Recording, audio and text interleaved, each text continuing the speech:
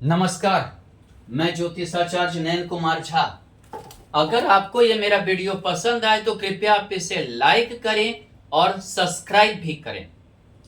आज हम एक बहुत अच्छा वीडियो पर जाएंगे। मीन लग्न वाले के लिए किन ग्रहों की युति देते हैं हमेशा अशुभ फल, यानी कि हमारे अच्छा फल उतना नहीं मिल पाता है। चलिए, हम आपको बार बार बताते, जो ग्रह केंद्र का स्वामी और त्रिकोण का स्वामी है वो आपको हमेशा शुभ फल देंगे, यानी कि हमेशा नहीं तो बुरा भी नहीं करेंगे। अब जैसे मीन लग्न वाले के लिए त्रिकोण का स्वामी गुरु हुआ, चंद्रमा हुआ और ये मंगल हुआ, ये आपको अशुभ फल नहीं देंगे। केंद्र का स्वामी में अगर देखिए तो गुरु हुआ और बुध हुआ, ये आपको अशुभ फल नहीं देंगे लेकिन बहुत ज्यादा अशुभ नहीं करेंगे। यहां देखिए तो शुक्र योगकारी नहीं है।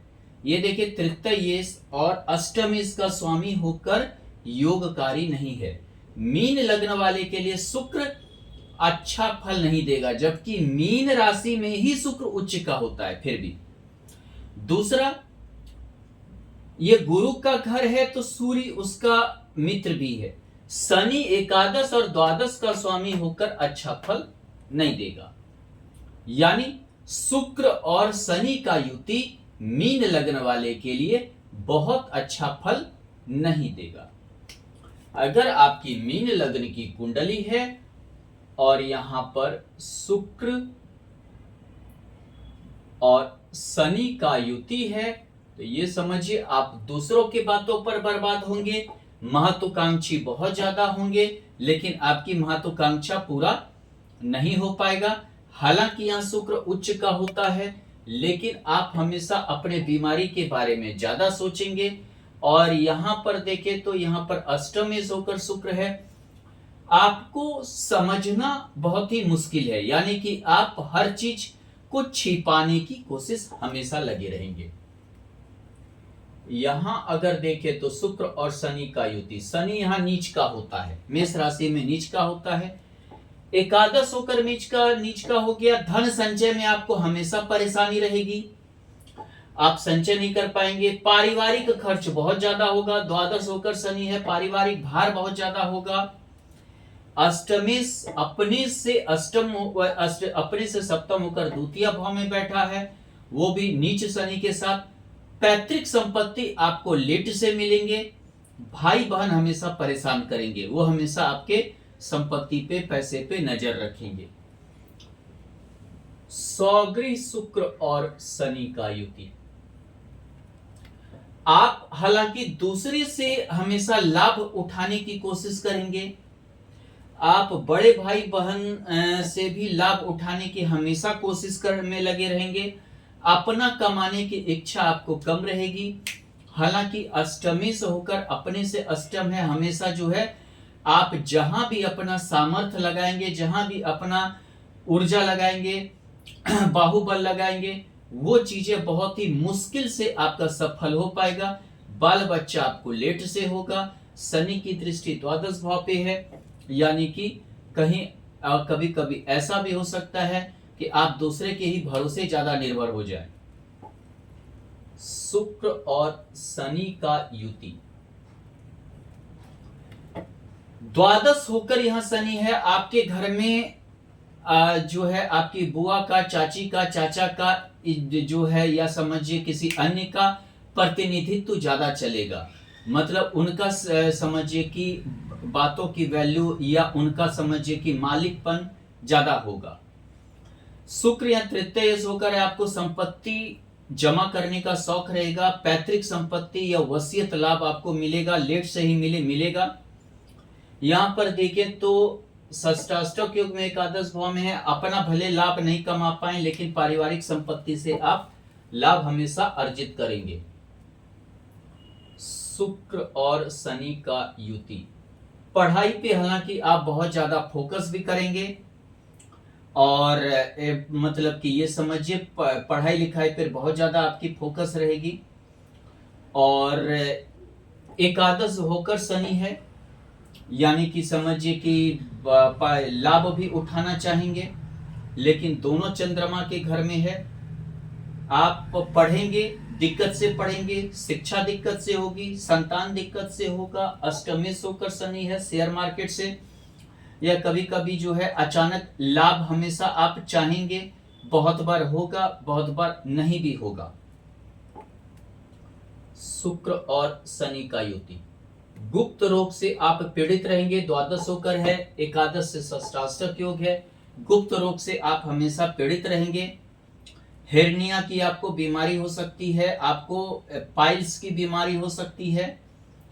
आप यहां देखें तो तृतीय से होकर शुक्र है, आपको कंधे, गर्दन, एंजाइटिस इत्यादि का रोग से आप हमेशा पीड़ित रहेंगे।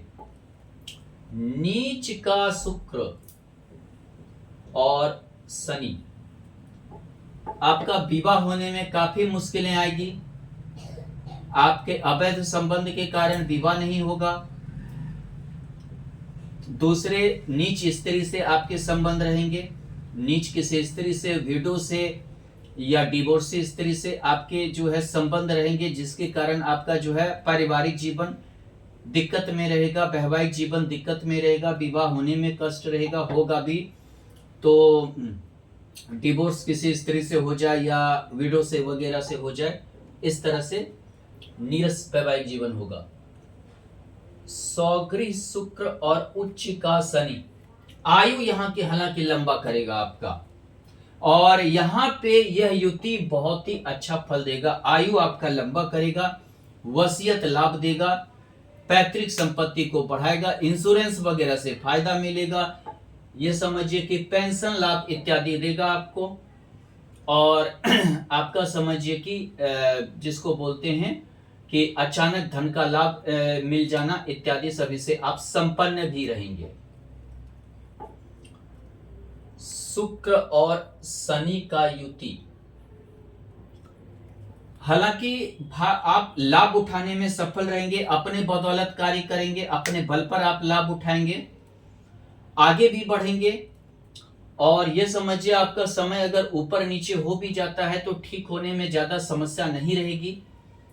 लेकिन क्या है कि ये मंगल के घर में वृश्चिक में बैठा है, इन सभी चीज के लिए आपको बहुत मेहनत करनी पड़ेगी। अष्टमेश होकर भाग्य भाव में होना यानी काफी मेहनत, और अपने समझिए बाहुबल से आपको उठना पड़ेगा। मतलब काफी ज्यादा छोटे छोटे कार्य के लिए भी बहुत ज्यादा बल आपको लगानी पड़ेगी, तभी जाके सफल होंगे। शुक्र और शनि का युति, यह आपको थोड़ा सा चापलूस बना सकता है। हर छोटे छोटे काम का आप क्रेडिट लेना चाहेंगे। अष्टमेश होकर है, आप हो सकता है कि बाल का खाल निकालने वाले आदमी हो। अगर आप रिसर्चर हैं, अगर आप शोध कर रहे हैं किसी भी चीज पर, अगर मान लीजिए कि आप पीएचडी वगैरह कुछ ऐसा कर रहे हैं, तब तो ठीक है, नहीं तो आप किसी भी चीज का इतना बाल का खाल निकालेंगे कि कहीं भी कार्य करने जाएंगे वहां सफलता आपको नहीं मिलेगी, आपको जल्दी निकाल दिया जाएगा। हालांकि आप शनि की दृष्टि यहाँ है, विदेश तक कमाने के लिए आप जा सकते हैं, और हमेशा छोटे छोटे बातों को लेकर क्रेडिट लेना चाहेंगे, जिससे कि समझिए कि आपका एक जहां भी कार्य करेंगे वहां एक हल्कापन महसूस, माने आपके इज्जत मान प्रतिष्ठा पे एक हल्कापन आ जाएगा। शुक्र और शनि का युति, सौगृह शनि का युति होना, द्वादश होकर है, विदेश से आप पैसा कमा कर आएंगे, बड़े भाई बहन से भी आपको लाभ मिलेगा, खुद से भी धन अर्जन करने में आप सफल रहेंगे, वसीयत लाभ भी आपको मिलेगा। इन सभी का लाभ आपको मिलेगा। स्त्री वर्ग से भी आपको लाभ मिल सकता है। यहां यह युति अच्छा है, यहां एकादश भाव और अष्टम भाव में शुक्र और शनि का युति, सौगृह शनि, विदेश में आपको लाभ मिलेगा। आपका यात्रा बहुत ज्यादा आप करेंगे, छोटा यात्रा हो, बड़ी यात्रा हो, विदेश यात्रा हो, यात्रा से आप लाभ उठाना चाहेंगे। यात्रा से ही आपको ज्यादा धन भी अर्जन होगा। जितना आप अर्जन करेंगे उतना आपका बेहिसाब खर्च होगा, बेहिसाब होगा। घर से दूर आप प्रसिद्धि पाएंगे, घर के करीब आपकी प्रसिद्धि आपको नहीं मिलेगा, लेकिन खर्च के कारण क्या है कि बुढ़ापा में आपकी परेशानी होगी, आपके दूसरे स्त्री के कारण भी आपके पैसे डूबेंगे, यानी कि जो है, और जिसके कारण कि आपकी आर्थिक स्थिति बुढ़ापे में खराब रहेगी। धन्यवाद।